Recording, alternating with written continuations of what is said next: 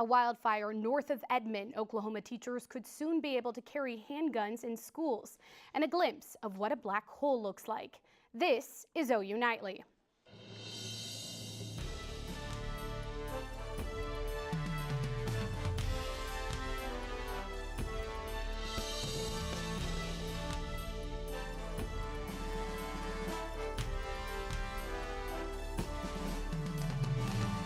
Hello, I'm Sammi Steele. And I'm Antoindes. We begin tonight with breaking news out of Edmond. Oklahoma winds are whipping up in the danger of wildfires, and this one burning today just north of Edmond on Bryant Road between Waterloo and Sorghum Road. This video, courtesy of News 9, shows fire crews battling the flames before they could reach homes nearby. OU Nightly spoke to the Edmond Fire Department, who say the fire started around 1 this afternoon when a resident dialed 911 to report a grass fire that got out of hand due to the high winds. Firefighters tell us the fire is out now, but they will be watching the area throughout the evening. Now, nearly 40 acres have burned, and investigators are still looking into what have exactly started the fire. Now, Alex, Edmond Fire told me part of the reason this particular wildfire became a problem was because of the mud from the rain we've had in the state. It was lingering beneath the grasses and caused crew vehicles to get stuck. Edmond Fire says while there are dry conditions and high winds in the state, there are currently no burn bans in effect. Jenna Warner joins us now in weather. Jenna, are these high winds going to stick around for a while? They'll be sticking around for today. So right now we're taking a look at the active fire weather warnings across the state. There's a red flag warning out to the west, and that will be active until 10 p.m. this evening. Let's just take a look. So this is that's how dry the air is right now. Very dry out in the Panhandle, which is where that red flag warning is. But of course, fires can spark outside of that warning area as it's pretty dry across most of the state as well. Looking at the current wind gusts across the state, those winds are not helping anything with the fire situations. Anything that sparks is going to be hard to contain due to the high winds. They'll be pushing it across the grass. So wind gusts looking at 31 right now in Norman, gusting at that. So sustained a little bit lower than this, but of course pretty high, especially out there in the Panhandle. Coming up in weather, we'll be talking about a cool down when it's coming up. We're going to time it out for you, as well as your next weather maker and a weekend forecast. Back to you guys, the desk. Thank you, Jenna. The OU Board of Regents has issued a statement regarding the ongoing investigation of former university president David Bourne. After spending hours in a closed-door meeting yesterday, the Board of Regents is now saying that they are satisfied with the investigation by Jones Day and that it was fair, non-biased, and objective. Leslie Rainbolt Forbes says that this is a serious matter and we will carefully consider what we learned today and responded in a timely and prompt manner in accordance with the university's existing policies and procedures. OU Nightly will continue to follow this story and let you know when more develops. Now, Oklahoma school teachers could be carrying handguns on campus with less training than currently required, according to AP. The Senate Education Committee passed the bill yesterday, and it now goes to the full Senate. A bill like this passed the House committee last year, but it did not become a law immediately. This bill would add school personnel with a concealed carry license to have a gun on campus.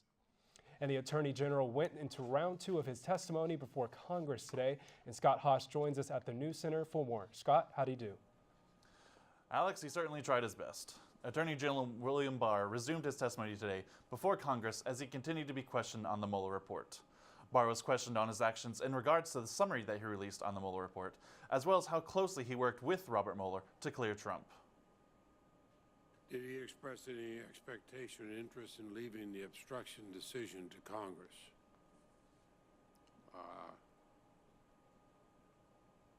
Not that he didn't say that to me, no. Barr says that he expects to release the redacted Mueller report sometime next week. Israeli Prime Minister Benjamin Netanyahu looks primed to win his 5th term in office. After a heated and tight race between Netanyahu and rival Benny Gantz, Gantz later conceded to Netanyahu while ballots were still being counted. President Trump congratulated the Israeli Prime Minister after making several controversial actions to boost Netanyahu's influence. He's been a great ally, and he's a friend. I'd like to congratulate him. That was a well-thought-out race. The President of Israel will make the final call to whom he believes has the best chance of forming a government. The Parliament of New Zealand has voted to ban all military-style semi-automatic weapons within the country.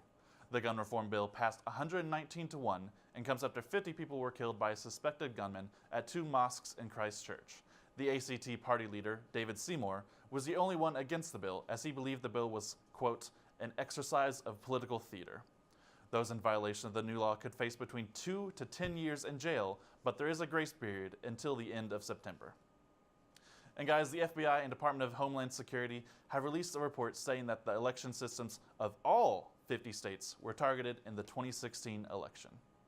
Thank you, Scott. New York police arrested an 80-year-old man accused of killing 2 teenage tourists at the Virginia Beach oceanfront back in 1973.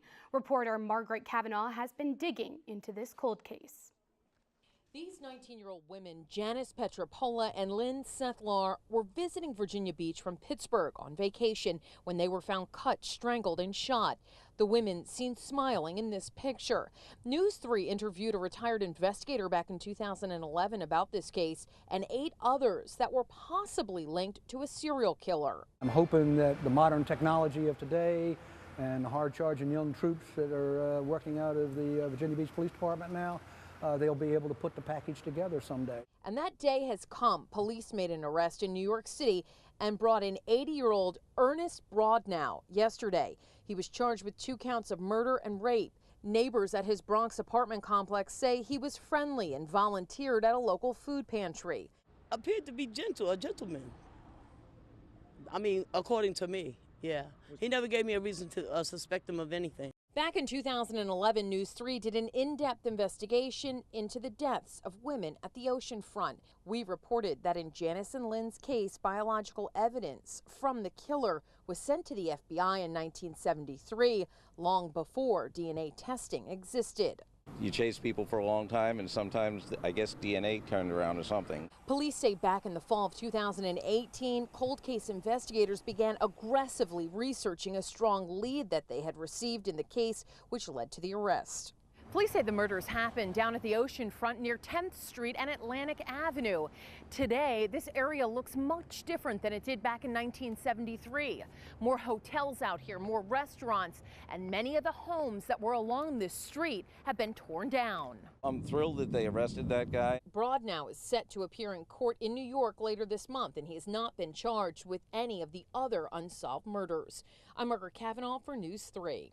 New York police say Broadnow was arrested at least 10 times in New York City, dating back to 1990 on charges including burglary, assault, and weapons possession. He served 10 years in prison for those crimes. And Uber and Lyft, driving apps that help us get everywhere every single day. And here in Norman, those apps have helped prevent drunk driving, but there's now a new danger, making sure people get into the right car. Yeah, that's right, Alex. Recently, a South Carolina college student was killed after getting into a car she mistook as her Uber. The national story has been a scary reminder for students here in Norman. It's pretty scary because that could happen to anyone. I mean, how many of us hop in an Uber and just say like, hey, are you for me? And they say yeah, without even knowing that that's actually who you're supposed to be with. So it's pretty scary. In wake of the heartbreaking crime, the South Carolina House passed a bill to require rideshare vehicles to display illuminated signs. It faces one more routine vote before heading to the Senate. Norman police warned students like Kinley to pay attention and travel in groups rather than alone. I think that's some pretty good advice there. Yes, it is, Sammy. And water temperatures are rising, and one of the world's most iconic attractions is suffering because of it. Coming up in the Earth Report, we'll have details on how the Great Barrier Reef is in big danger. And plus, Dirk Nowitzki takes his final bow as a Mav at home. We'll have the details next.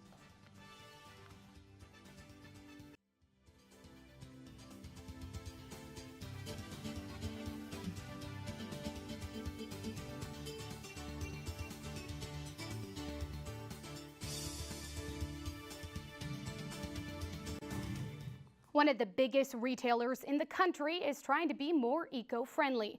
Kelsea joins us in the Earth Report with more. Kelsea, can you tell us about Walmart?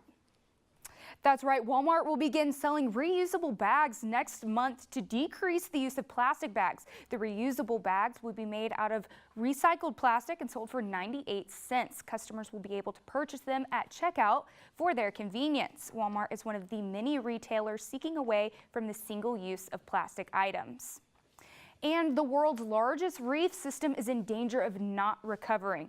Due to high ocean water temperatures over the last 20 years, Australia's Great Barrier Reef is being damaged. New coral settling in the reef has declined by 90% since 2016, according to a study released in the journal Nature. The Great Barrier Reef is the only living organism that can be seen from space, and scientists have warned that climate change would harm it. And today, scientists released the first photo of a black hole. The photo was taken 2 years ago by the National Science Foundation researchers. They combined 8 telescopes to get the clear image. This black hole was discovered in 1781 by Charles Messier. The gravitational field is so strong it pulls in everything, including light. It is located in galaxy M87, which is about 54 million light years away. And this weekend is OU's big event. Student groups from the university will get together on Saturday and tend to different locations for various services. This is the university's largest community service project. Back to you at the desk. Kelsey, well, I don't know about you, but I'm going to be at big event. Don't know about Alex, though. It's one of the biggest events on campus. I mean, how can you not go to big event? Yeah, it's always been fun. Just been too busy, to be honest. That's okay. Yeah. That's okay. A town in North Carolina is picking up the pieces today after a building explosion. We'll have the details on what might have caused the blast and how many people were hurt. Plus, it's the warmest day of the year so far. Jenna, how long will it continue to be this hot? I'll have the full track on the latest system and when we'll warm back up coming up next.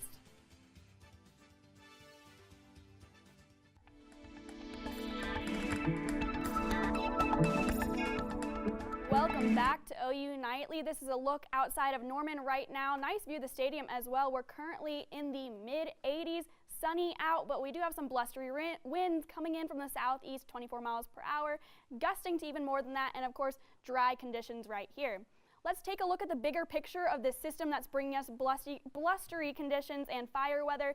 Also, it's bringing blizzard conditions to places like Nebraska, winter storm warning up in Minnesota and Wisconsin, and we have fire weather down here in Texas and Oklahoma, so broad system coming in.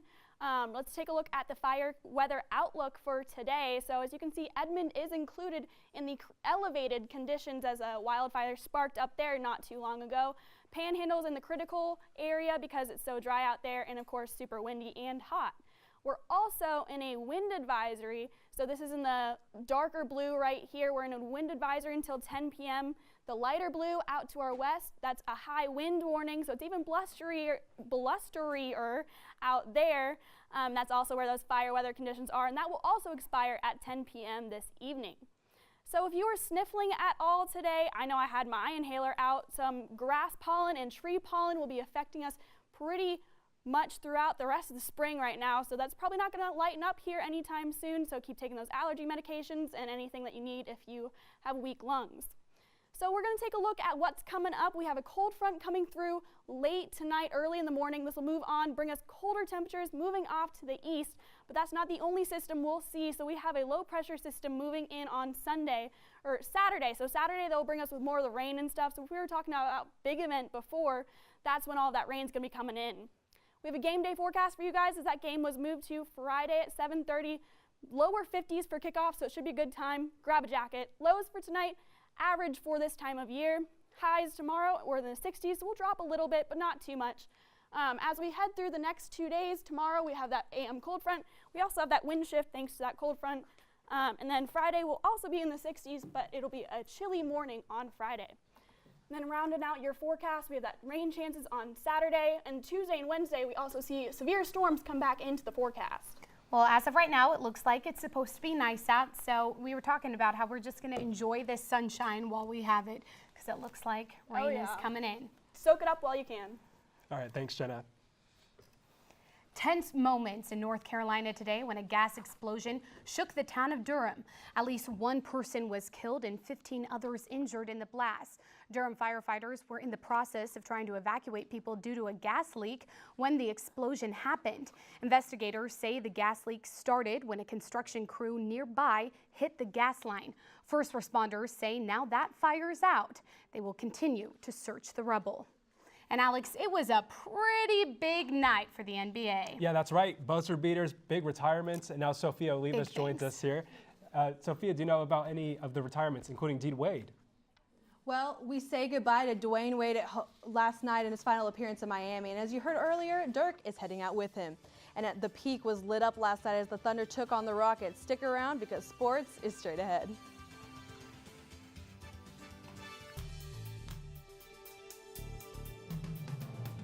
Welcome back to OU Nightly. I'm Sofia Olivas. Now sit back because we've got a lot for you in the world of sports. If you were looking forward to a Saturday filled with football, get excited because spring game is coming early. Due to low temps and the possibility of rain, you can now catch your Sooners at prime time on Friday night. Gates will open at 5:30 and kickoff is set for 7:30 at the Palace on the Prairie. I saw the forecast had gone downhill even a little bit more, so we started talking just kind of feasibility early, and it just kind of kept growing and growing, and we had enough momentum behind it, and it made enough sense to go ahead and do it. You know what I mean? It's first ever spring game at night, you know what I mean, under the lights, so give it a different feel, you know what I mean? So I feel like, I mean, the energy's still going to be there, you know, going to have the fans all into it still. So I feel like it's going to be a good change. Now, while football rescheduled, baseball actually canceled due to weather. The Sooners were set to round out their two-game series with Texas Southern this afternoon. On the bright side, last night's game must have had pretty favorable conditions considering the big win. The team swung for a total of 12 hits, and despite remaining dormant in the first 4 innings, they were able to rack up 10 runs and win it 10-2. Catch them back on the diamond in Waco Friday as they take on the Baylor Bears in a 3-game conference series. Now, speaking of last night, I don't know about you guys, but that Thunder game was quite a nail-biter. Chloe Sparks joins us with more on what went down. Chloe? With the regular season wrapping up, last night's Thunder Rockets game was extra riveting because with the dub, OKC now has a chance to be the number 6 seed. Throughout the first 3 quarters, Houston held the court at a 13-point lead. But come fourth, they did significantly worse as the Thunder thrived. Check this out.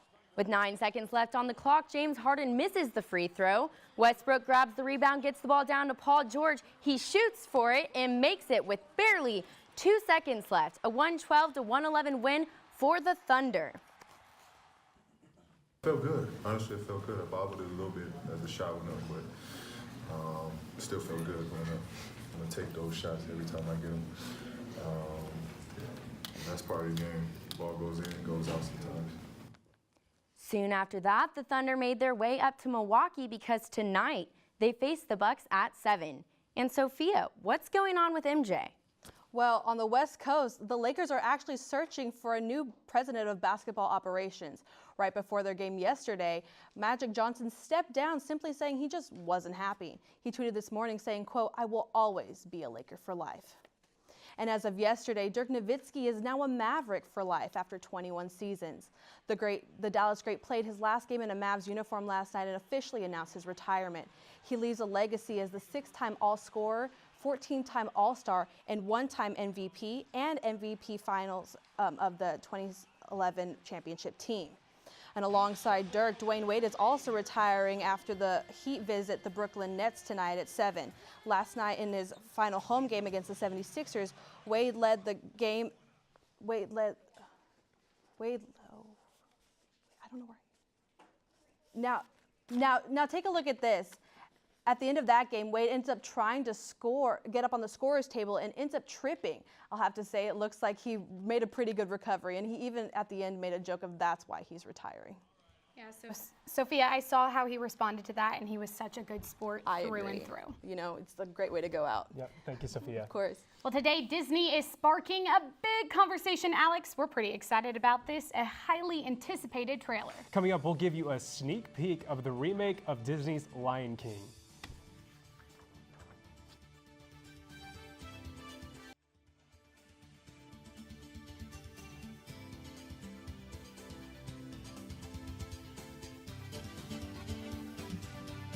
I'm Abbi Bennett at the OU Nightly Update Desk. Earlier today, an unidentified male stole an 86-year-old woman's car in Oklahoma City. He stole the car while the woman was getting gas at a convenience store near Northwest 23rd in Portland. As the male was stealing the car, the woman was knocked to the ground, which caused her head to hit the pavement. And as he drove away, he ran over her hands. The stolen car has been identified. If you know who the car thief is, leave a tip online at okccrimetips.com. And today, Disney released the official trailer for the live-action movie The Lion King. In 100 days, Simba, Nala, Timon, and Pumbaa and the Pride Rock crew will hit the big screen. The star-studded cast includes Seth Rogen, Donald Glover, Beyonce, and many more. Alex, I don't know about you, but I am so excited because the last time The Lion King came out, it was in the 90s. We were little, and so now we get to really experience this in all its glory. It's going to be a great movie. Thanks for watching OU Nightly, brought to you by Gaylord College at the University of Oklahoma. We'll see you back here tomorrow night. Have a great evening. Good night.